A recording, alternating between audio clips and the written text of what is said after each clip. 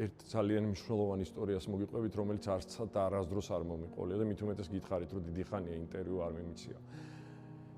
ერთ ხათუნა რომ დამძიმდა ძალიან, ფეხზეც ვერ დადიოდა, ეს ძალიან კარგად იციან, იცის ჩვენი ოჯახმა, ძალიან კარგად იცის ჩვენმა სამეგობრომ და ფეხზე ვერ დადიოდა და ერთ-ერთი წაყვანა საავადმყოფოში მიყვავს კოვიდის პერიოდია, ხელში მიჭირავს და ბევრმა არ იცის, რომ სახლში ხელით დამყავდა.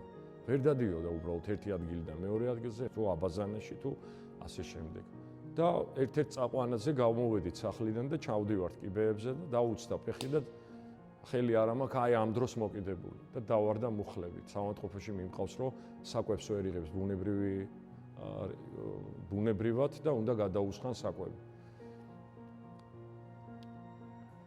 და აი ზუსტად ერთი ხელის არ მოკიდება, ერთ მომენტში უпростоრად დაუცურდა და მოკიდე ხელი და წამოვაყენე და რა ვიცი, იმის მერე არ გამ, სულ სხვა სიყვარული დაიწყო ამის მერე კიდე რა. ხათუნას დაავადენ, უფრო მეტად შემაყვარა ხათუნა, პირდაპირ გეტყვით, რომ ბევრი აღარ ვილაპარაკო და არ შევაცუდო. ცუდი იმით არ წავიყვანო ჩვენი ინტერვიუ.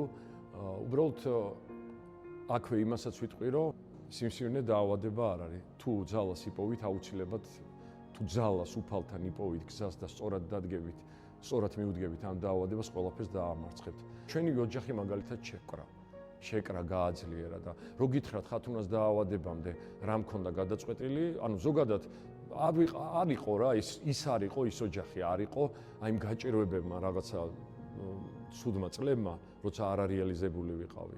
ოჯახსაც დიდი დარტყმა მიიტანა და ურთიერთობაზეც. და შემოვიდა ზუსტად მასში ეს დაავადება და ამ დაავადებამ შეკრა მე, ნინი, ხათუნა და ანასტასია კიდევ უფრო მაგრად. და ხათუნას ძმა და ხათუნას ძმისშვილები, ოჯახი და დედაც რა თქმა უნდა. აი ამ წაქცევამ, ამ მომენტმა, ამ ხელით ტარებამ კიდე სხვა სიყვარული შემოიტანა ჩვენ ოჯახში. ანასტასიას დაბადებამ ხო შემოიტანა 2007 წელს თავისი გაძლიერება და აი წაქცევამ კიდე და აი დაავადებაზე გამარჯვებამ კიდე სხვა სიყვარული და მადლობა ღმერთ ჩემი ოჯახისთვის. საკუთარი თავის სხვა კუთხიდან დაინახეთ. კი ბატონო. საერთოდ ვერ წარმოვიდგენდი, რომ ისეთი მეოჯახი გავხდებოდი, როგორც ახლა ვარ. პირდაპირ გეტყვით რა, აი კონცერტის შემდეგ ისე ვერ მივდიოდი სახლში, თუ ბოლომდე არ გამოუთრებოდი სადმე.